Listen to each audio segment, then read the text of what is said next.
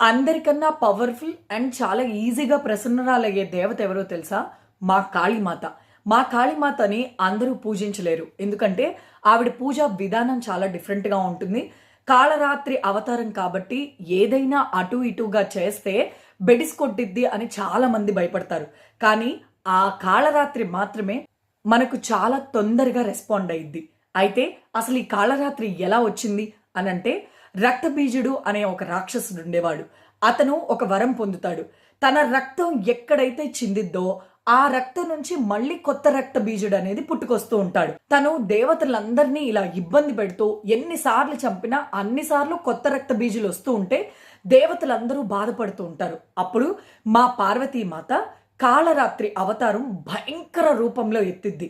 ఆ తర్వాత ఆ రక్త బీజుణ్ణి చంపేసి ఆ రక్త బొట్టు భూమి మీద పడకుండానే మొత్తం నోట్లో తీసుకుంటుందన్నమాట. అలా మా కాళరాత్రి అవతారం వచ్చింది.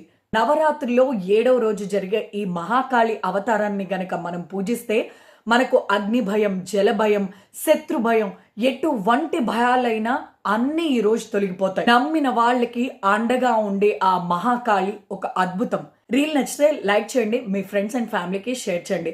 అలాగే తప్పకుండా నా ఛానల్ని ఫాలో అయిపోండి.